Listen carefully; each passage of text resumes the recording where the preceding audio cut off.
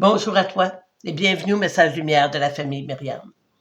Bonjour à toi en ce début d'année 2026 où on te souhaite une année sainte, remplie de la joie du Christ. Mhm. Et aujourd'hui, dans la première lettre de Saint Jean, il est écrit « Bien-aimé, qui donc est vainqueur du monde? N'est-ce pas celui qui croit que Jésus est le Fils de Dieu? » Notre première réaction, ça a été est-ce que je suis vainqueur du monde parce que je suis certaine que Jésus est le Fils de Dieu? On n'était pas sûr là. Mais en lisant la méditation, par exemple, ça nous a donné un bel éclairage. On va te la lire. Oui. Vainqueur du monde, moi? Il m'arrive régulièrement d'en douter. Arrogance, convoitise, indifférence sont toujours à l'affût. Mais il n'y a pas de victoire sans ce combat que le Christ a livré. C'est à son amour que je puise, quand je suis tenté de baisser les bras. Et ma marche vers lui peut alors reprendre tout son cours. Il n'est pas écrit qu'on est vainqueur du monde avec une baguette magique. Si je crois que Jésus est le Fils de Dieu et qu'il est mon modèle, ça signifie que j'ai des efforts à faire pour lui ressembler. Ça veut dire combattre un petit peu aussi ma nature humaine. Ouais. Penser à moi, vouloir combler tous mes désirs, chercher à bien paraître, toujours posséder plus et toujours plus. Ben non, c'est pas moi le vainqueur du monde. Je ne suis pas le vainqueur du monde par mes propres moyens, en tout cas.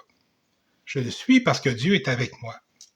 Il est avec moi dans toute ma journée, tout le temps.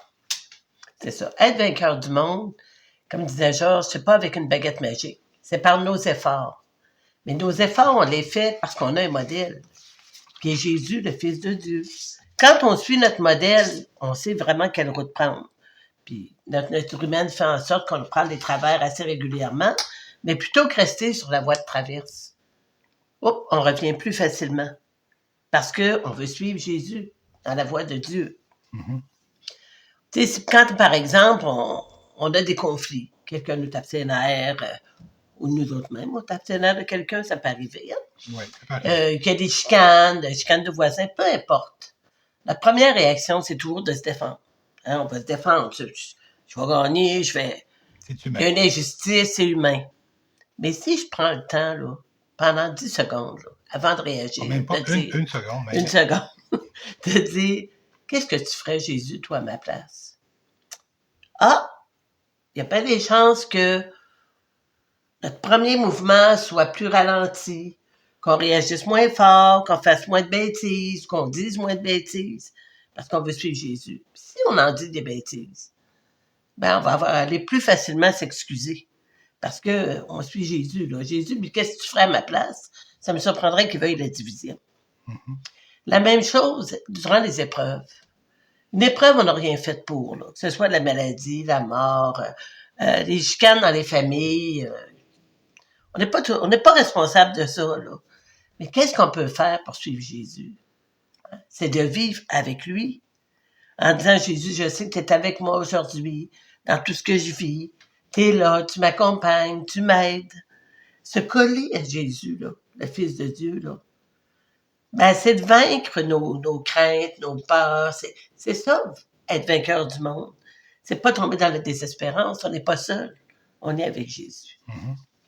Être un vainqueur du monde, ce n'est pas gagner sur l'autre comme on gagne une guerre.